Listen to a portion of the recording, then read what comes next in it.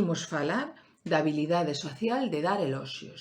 Cantas veces deixamos de expresar algo positivo cara a alguén polo feito de creer que o mellor pensa pois que teño unha doble intención, que lle vou pedir algo, en fin, este tipo de pensamentos negativos e moi pouco realistas habitualmente e que fan que nos quedemos bloqueados e mudos e mudas.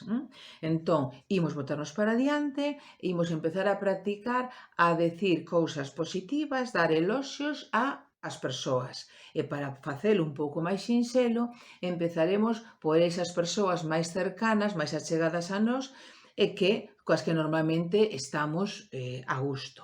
Pode ser a miña amiga que lle diga, pois eso, o ben que lle queda ese xersei e que me encanta, ou pode ser, pois a miña parella dicíndolle que ben lle quedou a tortilla de patacas, que xa o sabe, pero aquí do que se trata é de practicarme eu a expresión verbal en alto de algo que me gusta e compartilo.